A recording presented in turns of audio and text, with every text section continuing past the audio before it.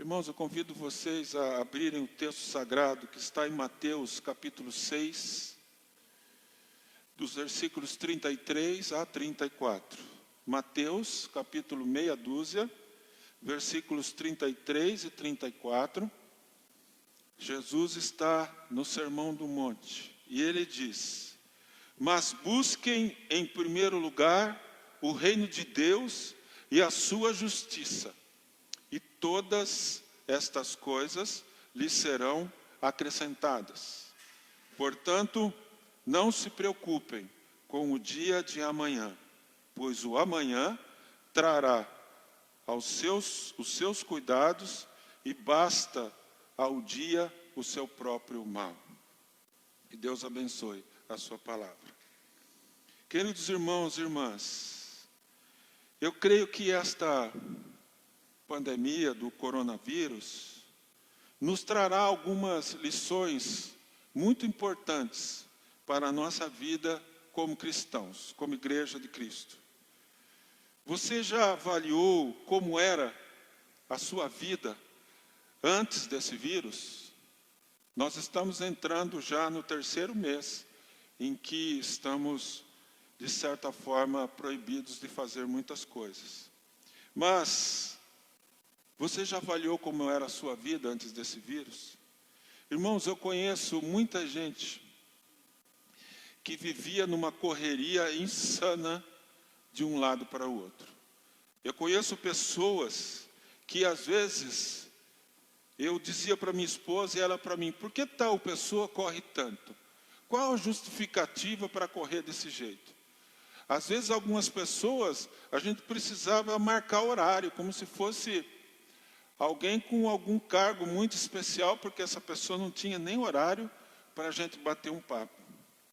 Pessoas sem tempo para a família, sem tempo para Deus e sem tempo para o próximo. Inclusive, muitos crentes viviam dessa forma. Muitos precisavam de mais de 24 horas do dia para realizar os seus afazeres. A correria na busca de coisas urgente para essas pessoas, fazia das pessoas escrava de uma rotina onde o ser humano era o centro de todas as coisas, onde na maioria das vezes os fins justificavam os meios, onde os pais não tinham tempo para os filhos, com a justificativa que estavam trabalhando muito para o futuro deles.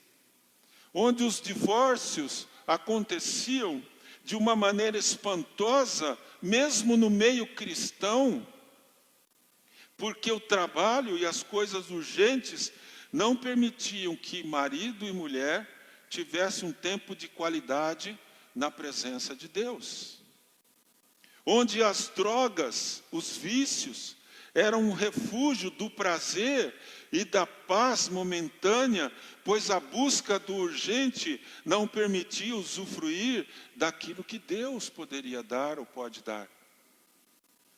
Por incrível que pareça, eu conheço filho de pastores, que foram para as drogas, porque o pai, o pastor, estava mais preocupado com a igreja do que com a sua família. A correria. Filhos de pastores que não são crentes. Imagina isso. Imagina isso, irmãos. Gente que trabalhava duro para ter uma boa casa, um bom carro, um bom celular, roupas boas, ou apenas para sobreviverem diante de tanta desigualdade social, e para isso se dedicavam de cabeça no trabalho e nos seus afazeres. Quantos não levavam serviço para casa, almejando seus sonhos e suas conquistas? Só que tudo isso fazia com que a família fosse deixada em segundo plano. Os filhos crescendo sem que os pais dessem conta. Muitos pais crentes, para justificar a sua ausência, mandavam seus filhos para a igreja, a fim de que a igreja desse uma educação bíblica, pois em casa eles não tinham nem tempo de orar com os seus próprios filhos. Amados irmãos e irmãs, esse era um dos cenários que nós víamos antes dessa pandemia. Jesus, no Sermão da Montanha, nos ensina muitas coisas a respeito do nosso procedimento neste mundo. E nesse contexto que nós lemos, ele está ensinando sobre as nossas preocupações. Preocupações. Eu quero ler novamente o texto. Diz assim: mas busquem em primeiro lugar o reino de Deus, a sua justiça, e todas essas coisas lhes serão acrescentadas. Portanto, não se preocupem com o dia de amanhã, pois o amanhã trará os seus cuidados. Basta ao dia o seu próprio mal. Eu quero refletir essa noite com vocês nesse texto, e para isso eu faço a seguinte pergunta: o que podemos aprender com essa pandemia? O que podemos aprender? Sim, podemos aprender e devemos aprender muitas coisas. Muitas coisas. A primeira coisa que nós podemos aprender é que podemos melhorar o nosso relacionamento familiar. Podemos melhorar o nosso relacionamento familiar.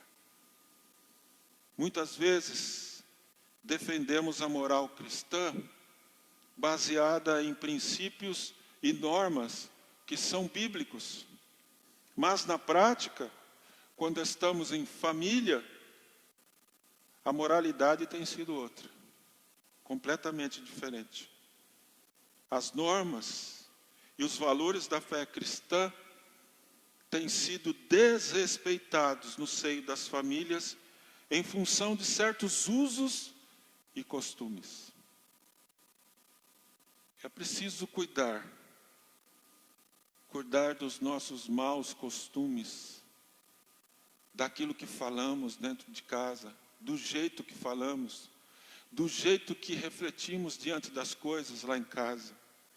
Deus quer que sejamos em família cristãos que tenham a capacidade de refletir sobre nossos relacionamentos, sobre os princípios básicos da fé cristã, que são eles: fé, esperança, amor, prática do perdão e da justiça, o princípio da liberdade, o princípio do respeito.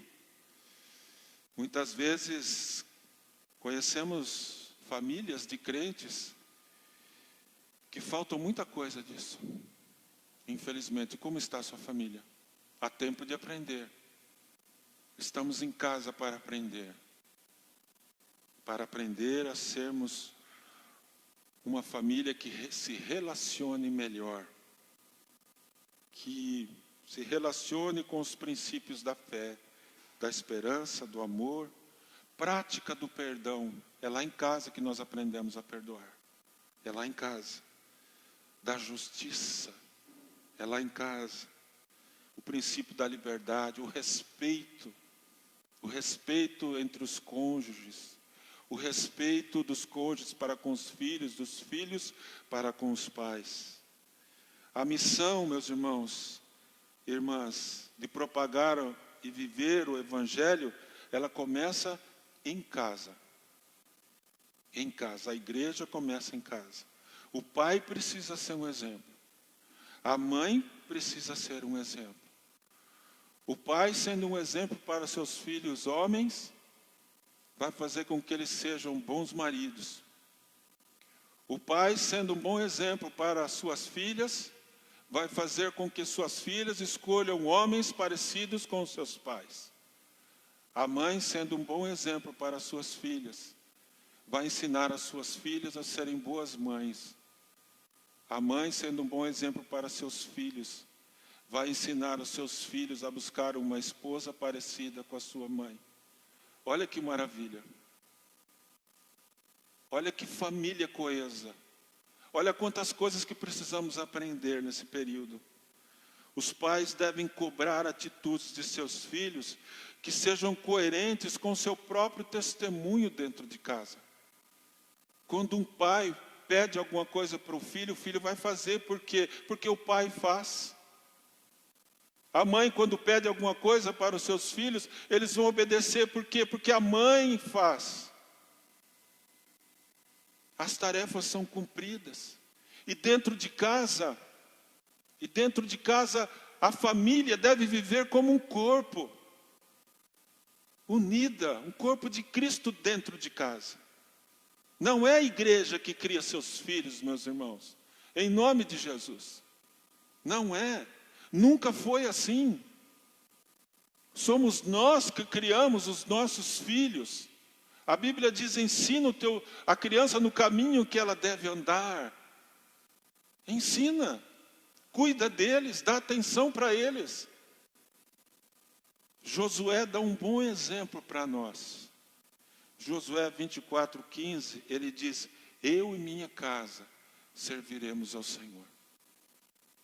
Restaure o altar de Deus na sua casa, meu irmão. E que você possa melhorar esse relacionamento. Coloque isso como um projeto de Deus. Talvez ainda passemos mais algum tempo dentro de casa. Precisamos aprender, é tempo de aprender. É tempo de estar à mesa, é tempo de orar, é tempo de ensinar os seus filhos a orarem. É em casa que eles aprendem. Começa em casa. Mas também existe uma segunda situação em que nós podemos aprender com essa pandemia, que é melhorar a nossa comunhão com Deus. Precisamos melhorar a nossa comunhão com Deus.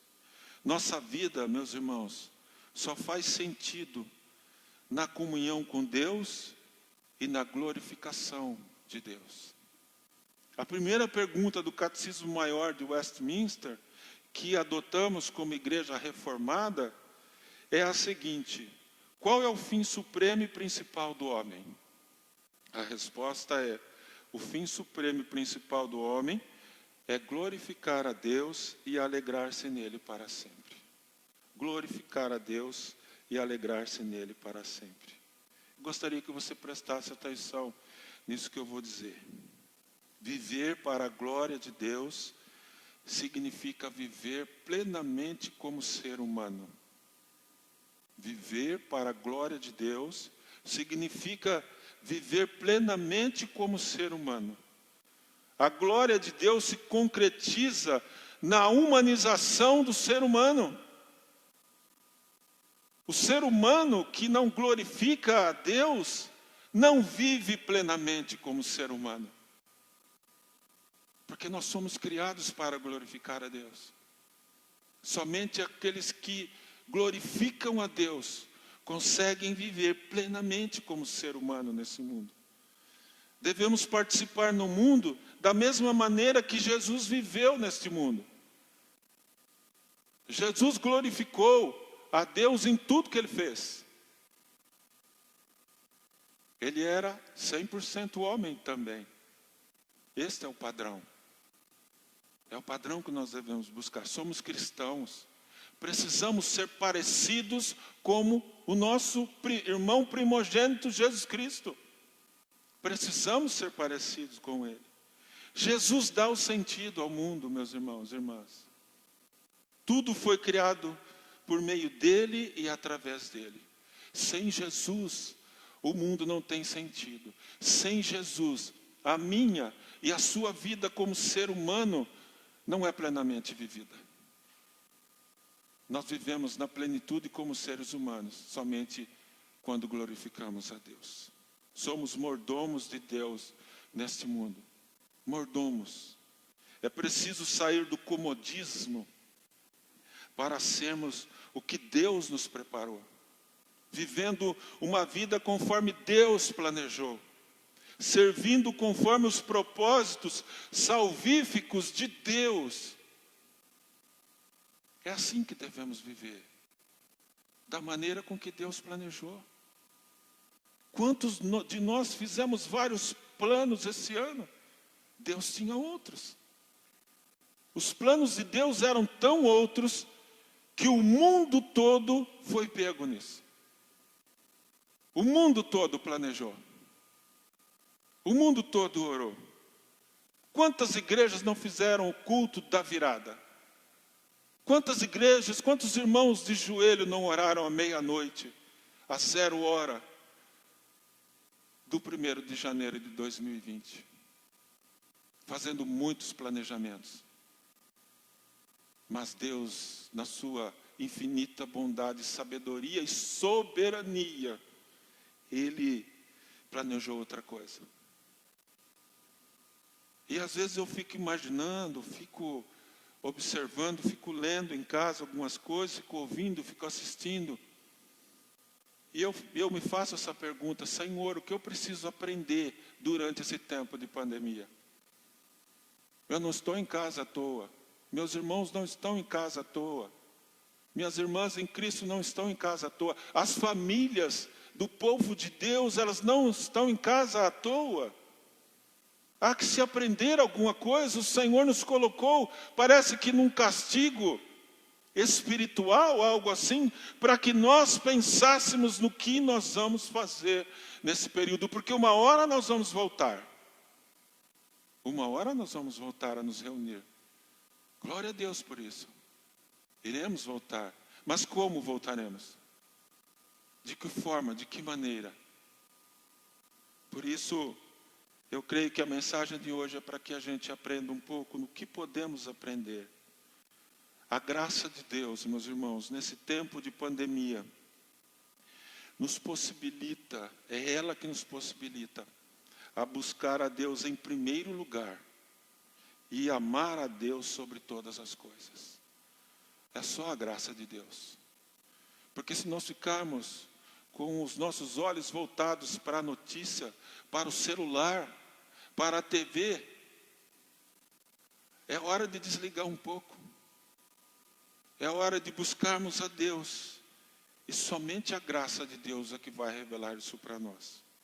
Em 1 João, capítulo 1, do versículo 3, a parte B, até o 4, parte B do 3 ao 4, diz assim: Ora, a nossa comunhão é com o Pai e com o seu Filho, Jesus Cristo. E escrevemos essas coisas para que a nossa alegria seja completa. Nós só podemos ter a alegria, irmãos, mesmo em meio a essa pandemia, a toda essa dificuldade, somente através da comunhão com Deus. Como está a sua comunhão com Deus? Por isso, uma das coisas que nós precisamos melhorar é a nossa comunhão com Deus nesse período. O povo de Deus deve se relacionar com Ele. Como nós temos nos relacionado? Creio que é hora de aprender. Primeiro, aprendermos a nos relacionar com a família. Segundo, podemos aprender a nos relacionar melhor com Deus. E a terceira maneira que nós podemos melhorar é devemos valorizar a nossa comunhão com a igreja. Sabemos que a igreja somos nós. E o templo é o lugar onde nos reunimos. Ah, como estamos com saudade do templo. Estamos com saudade de voltar ao templo. Estamos com saudade de nos arrumarmos, de colocarmos uma roupa melhor para vir ao templo. Né? Quantas vezes a gente gostava de pôr uma roupa nova. Tempo de pôr o sapato para vir na igreja. De pôr um paletó, esse tempo de frio. De pôr uma roupa legal para vir na igreja, para rever os irmãos, para estarmos reunidos no templo, para adorarmos, para cantarmos louvores, ouvirmos a palavra de uma forma coletiva, olhando do lado para as cadeiras, olhando para os irmãos, mas ainda não é possível. Por isso estamos com saudade de vir ao templo. Mas precisamos aprender que a finalidade da igreja reunida não é de atender os nossos gostos pessoais, satisfazendo nossas próprias necessidades. E se isso não acontece, eu procuro outra igreja. Quantas vezes vimos isso? Quantas vezes vimos pessoas vindo ao templo, querendo ouvir uma mensagem que massageasse o seu ego, que não fizesse nenhum desafio, que não falasse do seu pecado, e quando isso era feito, a pessoa saía da igreja e ia procurar outra igreja. Quantos irmãos, em todas as igrejas, estão correndo de igreja em igreja, porque não dão valor à sua igreja? É tempo de refletir, irmãos. É tempo de valorizar a comunhão que temos com a igreja de Cristo, com a igreja reunida. Uma hora nós vamos voltar a nos reunir. E como voltaremos? A igreja é o lugar onde todos nós somos servos. Servos do Deus Altíssimo. Não são somente os oficiais, pastores, presbíteros, diáconos, que têm essa missão. Mas é a missão que tem a igreja. É a missão que tem a igreja. A missão é maior. É a missão que tem a igreja. Somos a igreja de Cristo. Isso quer dizer que nossa vida, ela tem um propósito como igreja. Realizar neste mundo a tarefa que Deus estabeleceu para si mesmo e para nós, como membros da sua nova criação. A missão de ir, pregar o Evangelho e fazer discípulos. Essa é a grande missão que temos como igreja. Não é somente vir aqui, sentar e voltar para casa. Precisamos refletir nessa comunhão do corpo de Cristo e funcionar como um corpo de Cristo. Assim como eu disse que nós devemos funcionar como o corpo de Cristo lá em casa. Pai, mãe e filhos. Assim também nós devemos funcionar como o corpo de Cristo aqui na igreja, quando estamos reunidos, quando todo o povo de Deus está num lugar só. Como você foi criado? Para vir à igreja e voltar para casa? Esse é o tempo de rever. Deus nos escolheu para sermos a sua igreja, mas não para virmos ao templo e voltarmos para casa e a vida continua. Não. Mas para pregarmos o Evangelho, para irmos ao encontro daqueles que precisam e para fazer discípulos. A igreja é o lugar onde somos confrontados com o nosso pecado. Muitas vezes pregamos a palavra, falamos do pecado, e ele atinge com uma seta certeira o nosso coração. Porque a mensagem, muitas vezes, sem o pregador saber, Deus já está preparando para atingir A, B ou C. É Deus quem nos atinge, não é o pregador. É Deus quem nos atinge. Nesse momento de pandemia, não podemos estar ou ficarmos alienados a esse contexto histórico, social e político. Precisamos estar atentos e não alienados. E não alienados. Karl Barth, um dos grandes teólogos do século XX, dizia que nós temos que estar com a Bíblia numa mão e eu diria hoje o celular na outra, que era o jornal do dia. Que hoje está tudo aqui, até o que vai sair amanhã está aqui. Ou seja, nós não podemos estar alienados. Nós precisamos praticar a palavra de Deus no nosso dia a dia. É assim que nós vamos ter uma comunhão mais eficaz como o povo de Deus na igreja. Irmãos, eu quero concluir a nossa mensagem dessa noite, dizendo que mais de 7 milhões de pessoas foram atingidas, 7 bilhões de pessoas foram atingidas no mundo todo por essa doença. Todos nós queremos sair desse momento terrível. Isso é verdade. Não vemos a hora de sair. Precisamos parar de correr atrás do urgente e priorizar aquilo que é mais importante. Reflita naquilo que você fazia antes. Reflita na sua correria sem fim, naquilo que você achava que era urgente. Precisamos ter uma prioridade. Precisamos nos conscientizar que nosso relacionamento com Deus deve ser nossa prioridade. Buscai, pois, em primeiro lugar, o reino de Deus e a sua justiça.